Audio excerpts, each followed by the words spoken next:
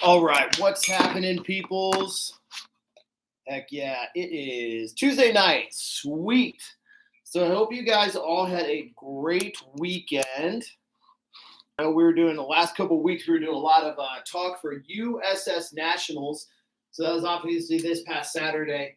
The reason I want to do this topic tonight, which is long-term strategy and decision making, especially when it comes to strongman, is now's the time you really should be reflecting on what have you done not only the past 8 to 12 weeks, what have you done the past 3, 4, 5, 6 months and year to get you to this point, because you should be thinking right now, I can do better.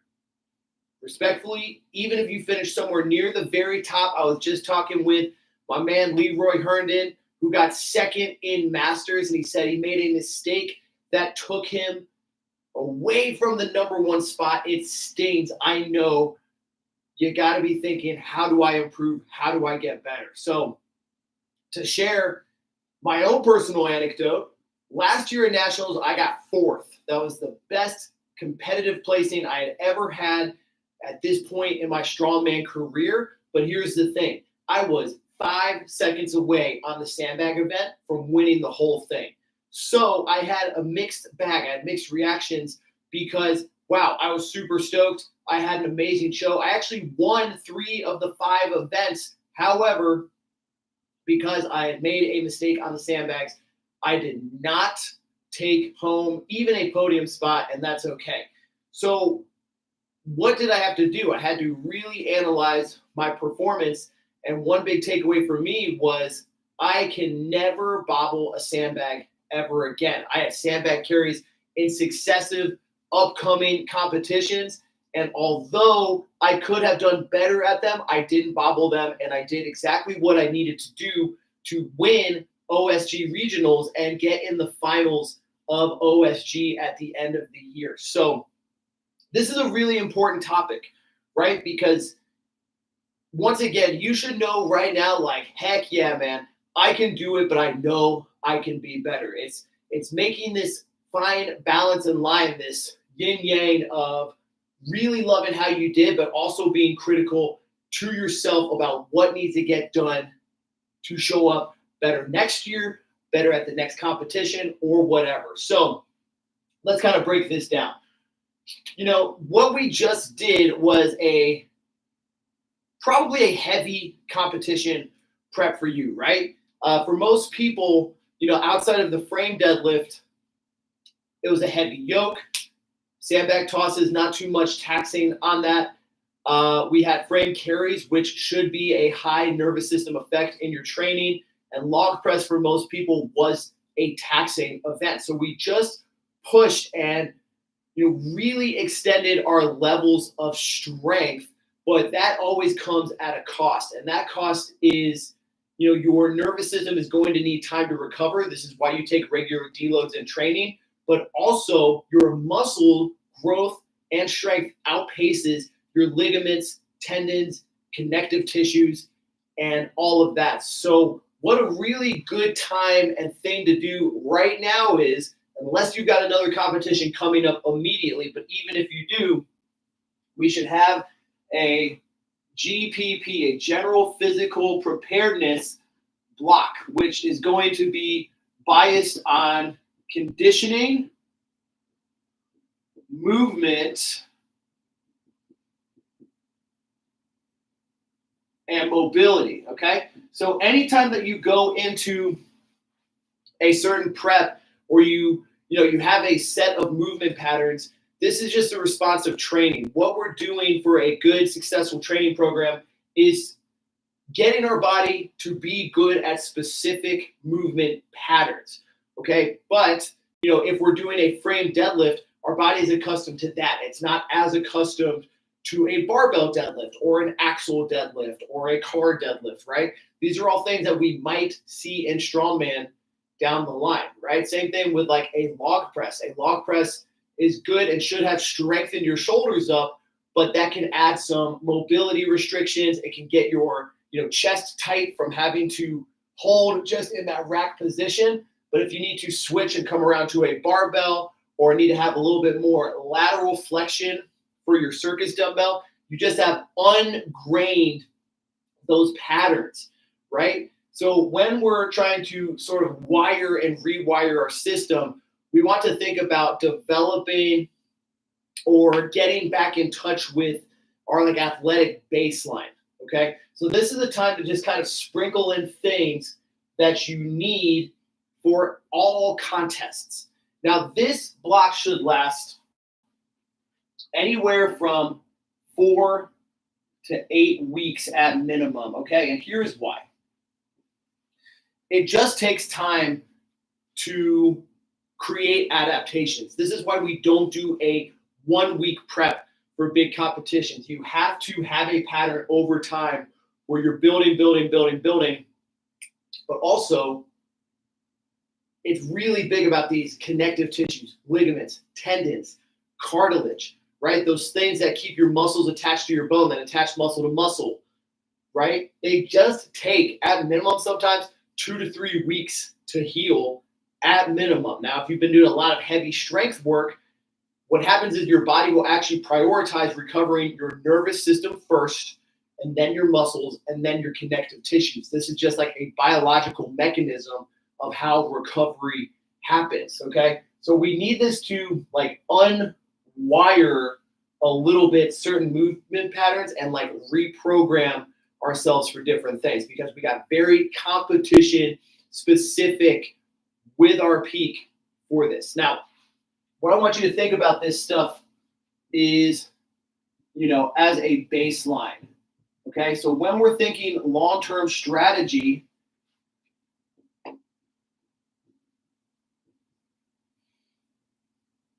we actually want to do this sort of a block every 3 to 6 months. Okay, what we want to think about is having all of these different like stat points, okay? So how am I going to visualize this here? So let's just say strength, conditioning, mobility, and let's also say skill, okay? Because there is a technical skill component to all of these things. If we were to just try and do all of these all at once, they're all just going to kind of go up bit by bit by bit. Let's say you've got 4 points per week that you can allot just to any sort of like physical output, right? What we want to do is maximize like our time. So over the course of everything, we're gonna actually like stack up and up and up and up and up. So if we were to do this GPP block, right, we could be allotting more points every week to conditioning and mobility. But the thing is that these things go away if they do not get trained. Okay, so if you were to only raise up one element, one at a time. Let's say you're doing conditioning and you did 4 weeks of a hard conditioning block. You've now raised this up to a level 10 in theory, right? Just like follow me, the numbers aren't specific or really mean anything. But if you were to dial your conditioning back, if you started from a 0 and did your 8-week competition prep, then you would be still at a level 6, okay? Hope you're following me on this. I'm gonna find my eraser real quick. Well, I'm going to talk about this in a slightly different way. That's making a little more sense to me here. Okay. When we have stronger ligaments, tendons, stronger connective tissues,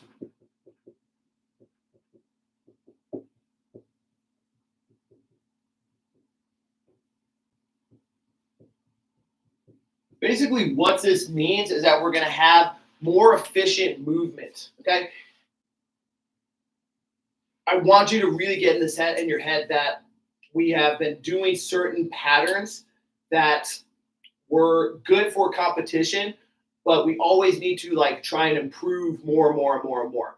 So for a log press, for example, we need some element of thoracic extension where we can arch back, get under, and maintain our upright spine to blast and press up. But as we're building like our chest musculature and our shoulder musculature, what happens is that it actually very slowly over time, like wounds us up. Okay. Now, unless you're somebody who's a pro athlete and all you have all day long is just the ability to train, recover, stretch, this and that, you're not going to be able to maintain your levels of openness and strength at the same time, right? So we have to take a little bit of time to develop this mobility so that then when we get back into our log press, we now can recruit our upper chest better. We can set our back position in a stronger, more stacked, stable way, and we will just automatically be able to push ourselves harder because all those little things in our whole system, head to toe, are now stronger. Okay, so I've been going all over a little bit, but here's how I would structure a 12-month approach. Because for a lot of us, we're doing USS. We're probably thinking, I want to do nationals again next year, but this is how I would do this right now. Okay, so we would go GPP, general physical preparedness, right? Core strength, mobility, nervous system replenishment. Then we would go into power, strength, and just sort of repeat that cycle. And then I'm going to say power peak. Okay, so we're layering different levels of the abilities we need for strongman, because again, you only have like so many points that you can allot to your system for different skills or athletic elements that you need. So when we are able to pinpoint certain things, I want you to think, conditioning is a big one, and mobility is what's happening here. Power is somewhere where you're going to develop hypertrophy because of the reps. We're thinking when we're talking about power training is really maximizing, this 6 to 8 to 10 rep range. Okay. 6 to 8 reps. So I want you to think, if we have an event that's coming up in a year, we're kind of laying the baseline now for, having the gas tank with conditioning, aerobic work that's going to translate into these rep events that will then translate into 1 rep max, 3 rep max type work. Okay.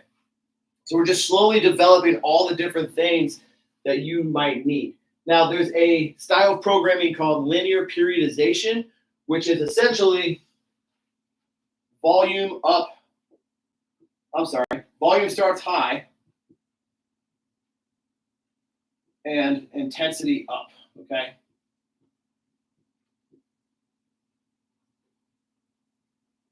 So this is what we're kind of really looking for to charge our nervous system up. Now, just kind of concepts in general for strength training, fitness, this and that. You should know the person with the most muscle mass is not always the strongest, right? It's just bodybuilders are not going to be stronger than powerlifters. This is why you have these 165-pound little men and women that can deadlift 500, 600, 700. It's a nervous system adaptation that allows that power output. However, muscles in your body do allow for more neural connections across your whole system to each little muscle fiber that's going to be used. Okay, but you have different types of muscle fibers. You have, type 1, then you have a type, basically 2A, and then it's called 2X. And these are things that are trained and developed only in different types of muscle contractions. So you're going to have to forgive me because I get the exact ones wrong, but what you really need to think of is slow, medium, fast, essentially. It's just kind of this is the complete part of your musculature, okay? slow, medium, fast, right? You have things that work in different ways, but you have to develop each one with enough attention in order to have a complete muscular system.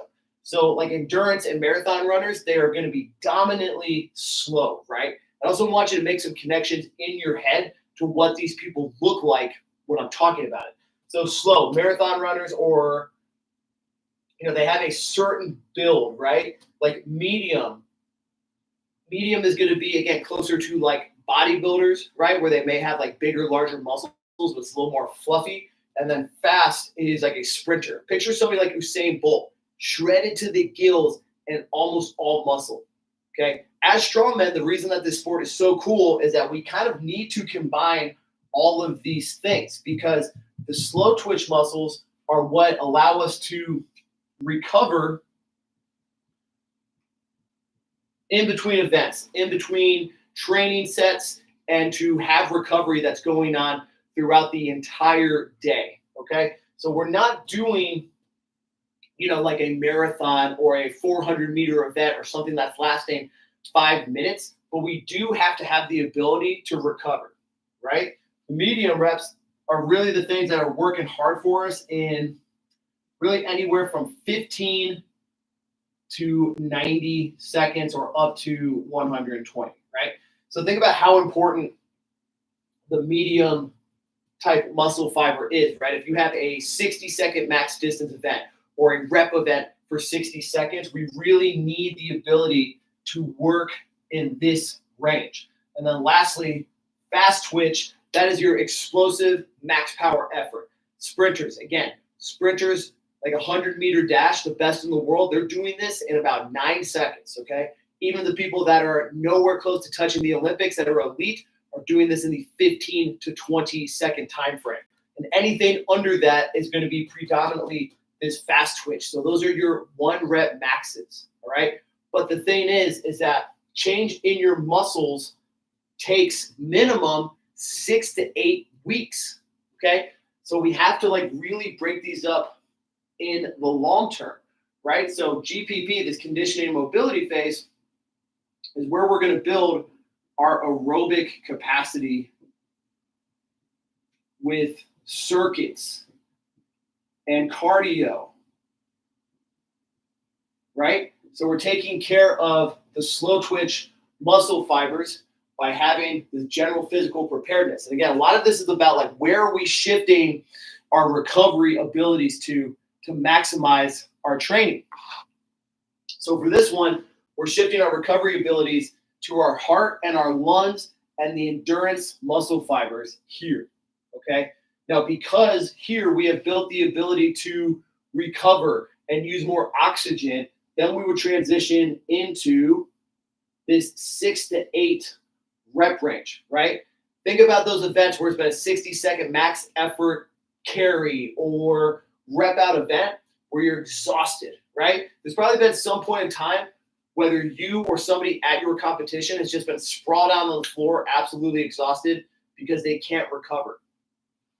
If we take time to do this, then we're going to have the ability to push harder here in training, okay? Now, one thing that kind of sucks about this power block is really the most effective way to make this work is to have a lot of high intensity sets with short rests. So we'd be looking for a hard 8 reps with a 60 to 90 second set and do that 3 to 4 times. But we're looking for sustained intensity. So again, recovery is very, very, very important. That's why we have to kind of start with this aerobic capacity cardio general physical preparedness block. Now, still moving on, again, think about this: volume down, intensity up. Then we would transition into our fast twitch muscle fibers. So we've got 2 of 3 fiber type trained.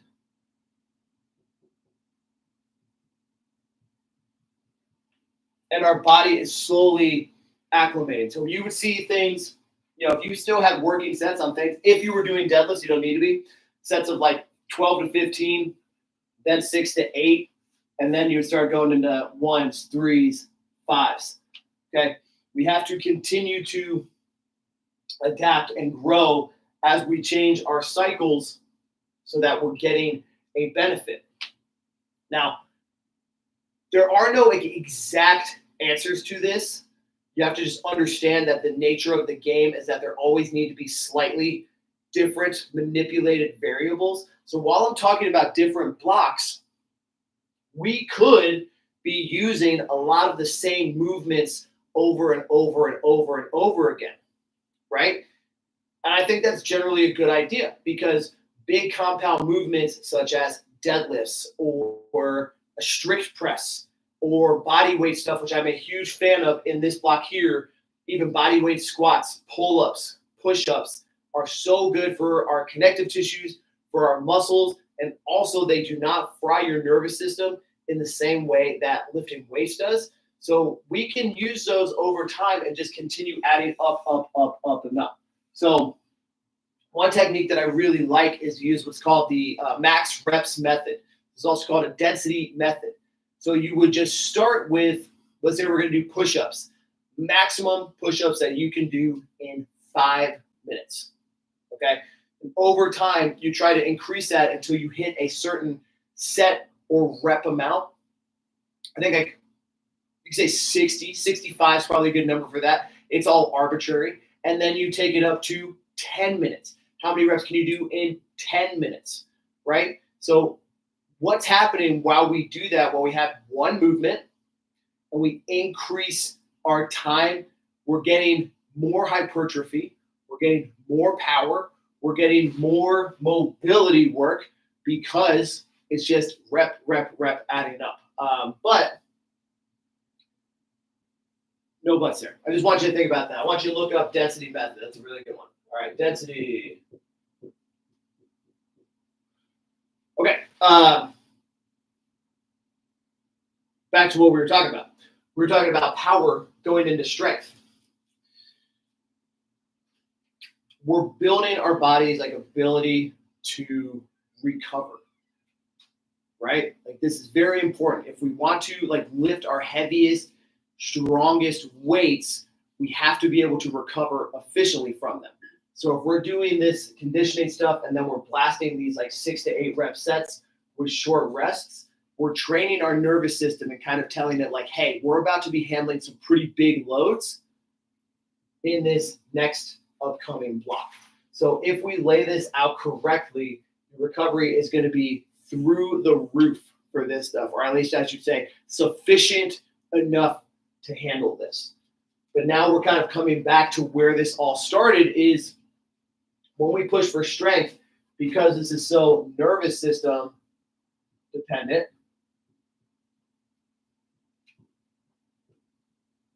is that your ligaments and tendons and connective tissues take a real beating here. Just by time, they do not recover as fast as your muscles or your nervous system, okay? It's just the science, that's just how it goes. So if we were to complete this cycle again, think about a stretch over time, we're building our bodies. Yeah, it's all about recovery ability. If you haven't, kind of picked up on that, I've said it probably 10 times now. It's all about how can you recover. We want aerobic capacity, conditioning, mobility, which will allow us to recover quickly so that we can push our muscles. We push our muscles so that we can push our nervous system. Then we back it off so that we can rebuild our ligaments, connective tissues, cartilage, ligaments, so that we can push conditioning, mobility. It just starts over and over and over and over and over again. Now, exercise selection is very important. A lot of this is just theoretical, but I'm going to give you some examples about what some of my current clients are doing and how you can do it too. Okay? So, all right. Let's get some science going here or whatever. I want to say science. This is real world examples. So I'm going to tell you about Jessica Yates, who is one of my clients right now. She's kicking some butt, but here was our plan that we used. She competed at World's Strongest Manatee in April, right? Now she's got a great baseline level of strength. So really not a lot of flaws with her game. I believe she ended up getting second place in middleweight. So we were at a pretty good starting point where there was no major weakness. She did really well. She just needs to get stronger, fitter, faster. Now, Jessica was dealing with a little bit of shoulder pain at the beginning of this year. So a lot of that, which I've learned over the past few months, a lot of times people convert from powerlifting into strongman, and there's a lot that happens where your chest tightens up, you have a poor ability to extend thoracically, right? Again, I want you to remember for overhead press and for log, we really should have this ability to come here, but if you've just been so pec dominant the whole time, your chest rounds in, your lats tighten up, and then also you can't activate a lot of muscles in your upper back because people use this powerlifting arch. So you have this arch here, right? I'm just gonna pull my shirt back to illustrate this a little more. But what that does is compress the back end of your rib cage. So this is something I had to rework and rewire, and we use a lot of the same tools with Jessica. We did a lot of overhead work where she was in positions that forced her to open up through the chest, forced her to extend through all of her traps, not just these like upper traps up here, but low traps, mid traps, and then she actually eliminated a lot of her shoulder pain. So that was kind of part of the plan after World's Strongest Manatee. This was her GPP block. I could have kept this here. She needed shoulder rehab, okay? Wasn't anything like necessarily structurally wrong. There was just like a lot of things that were really tight in there that were like binding. She was having pain anytime she would lower a weight down, right? So we'll say like trap 3 work, chest opening. But again, this is all about like mobility and movement because we trained the log press really, really hard. We couldn't like spend a bunch of time to like get her to open back up if she was going to do well in competition because she needed to have more strength. Okay. So shoulder rehab, trap 3, chest opening, and then also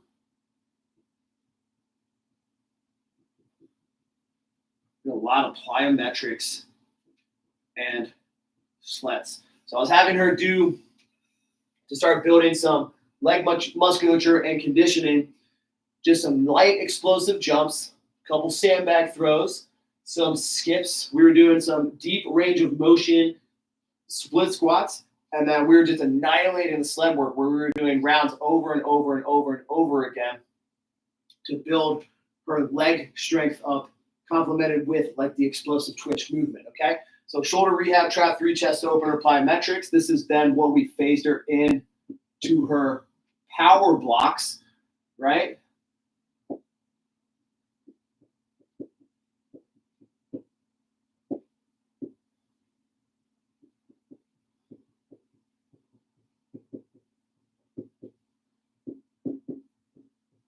She's still kind of in this power block now, by the way. But when we can get your shoulders and thoracic in the right position, like what actually comes of this, and this is like really good if you want to learn how to do like jerks and stuff, you get used to figuring out like the way you need to tighten and position your upper back to catch an overhead position, or like you just know more instinctively where it's going to finish. So to get it there, just have better mental connections there. So we transitioned all of this work into push jerks because she's really explosive through her dip from all of this plyometric work. And then all she has to do is figure out, right, like, okay, she knows how to get her head, arms, chest, shoulders in the right spot. So how do we go from like point A to point B? And because we did these things, it really actually came pretty natural. Now with the leg work, because there's just so much volume on the sleds, we transitioned her into Hatfield squats to slowly reintroduce some heavier weights, but she was doing sets of 8, 10, 12, working a big range of motion. But this was a light enough weight to where we were getting a lot of volume in, but she was able to rocket it and then recover well and go right into the next set. So power really needs to have a big component on speed. And if you're doing like sets of 8, 10, 12, then naturally you're using a percentage that you should be able to like fire pretty hard. This is somewhere actually where you need, on all of your sets, like 2 to 3 reps in reserve at the start. And then as you work your way through the block, you want really closer to max at the end. So that's where this is headed. She's still doing her program, but she has sets of, I think, 8 right now on her deadlifts. So when it's, about 55, 60% to start, she's able to like rocket it really nicely, use really good solid form, and this is really good technical practice. So again, we're talking about like laying the baseline down for good, efficient movement at like very hard, heavy weights. If she wants to do her best heavy 1 rep max deadlift, the best way to support her technique is just getting repetition, repetition, repetition, repetition. Okay. Combined with high volume, then we're getting a lot of, again, like the power, the fast twitch ability, that like medium twitch we were talking about, and capitalizing on the condition. And then we're going to have, I'm going to call for her peak, because actually she's doing only like a 4-week peak.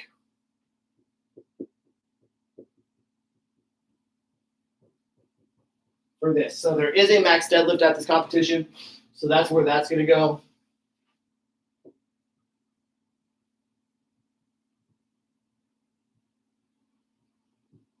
We're also going to do some overhead overloads, because what this block is about is just reinforcing like the correct movement patterns that we're building in the GPP with weight. And again, if we started this correctly, like your body should be moving in a biomechanically efficient way, and then we just slowly add load, add load, add load, add load, add load to where we're at our like maximal capabilities. Now, because we did all of this, really long, brutal sled work, her recovery is going to carry on really nicely the whole way. Okay. So that's kind of an example of what she's doing. So there's a real world example. Anyways, there's a lot to go over in this like long-term strategy, but I just want you to think, like, when we look in a bigger term perspective, in strongman, you really have all of these things that you need. I'm going to write down a whole bunch, okay? Mobility, strength, okay? What do you need? You need conditioning, mobility, strength, recovery, technique. Super important. Core strength is sort of its own beast, right? So we can maximize kind of all of these things by taking a long-term approach. You just can't do that in like a normal 8-week prep. So that's that. I didn't really have a like kind of ending, start, or finish on this one, but I just want you guys to think long-term. Now's a really good time to shift gears in your training. Again, this is when I would recommend a general physical preparedness block. We actually do have an athletic baseline off-season program that runs 8 weeks. That is in clubstrongman.com. If you would like to check that out, it's a really good one. It does a lot of this stuff that we're talking about here with getting your body in the right positions and right athletic capabilities to recover and prepare once again for heavy weights. So this is, in training, we're always looking for a lot of peaks, high peaks that we work up to with a short valley and then work our way back up. But this is what this is all about, okay? Here's our chart, okay? Going peak up, recover. Peak up, recover, okay? My art skills.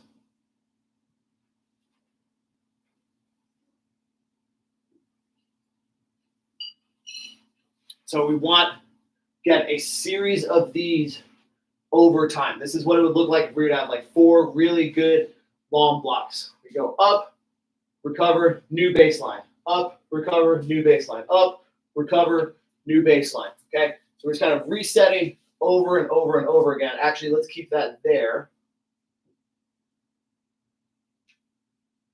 All right, if you were to do just kind of your regular run-of-the-mill 8-week preps all the time, I think instead it would look more like this. You would have this, and you'd actually crash harder and barely go past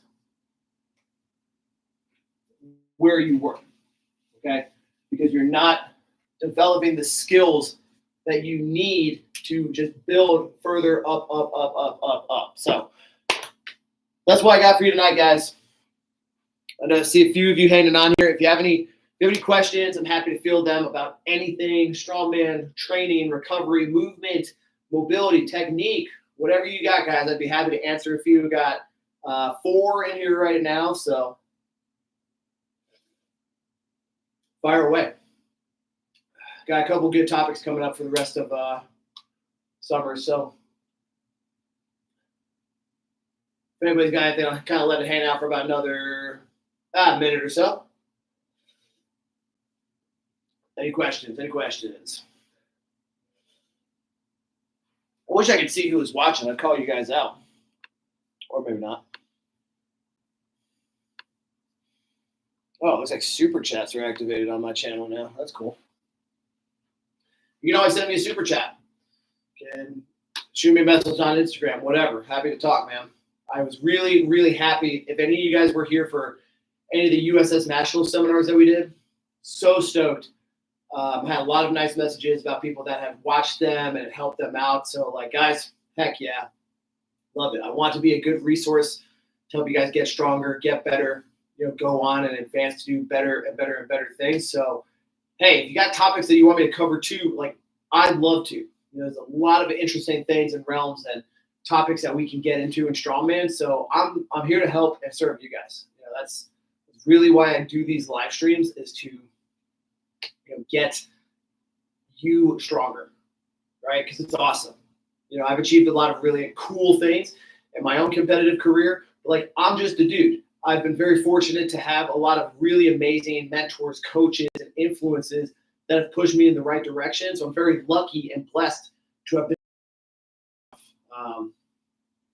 as a promoter, as a coach, as people that just miss out on some fundamental information that's going to make you better. So anytime you got questions, guys, hit me up.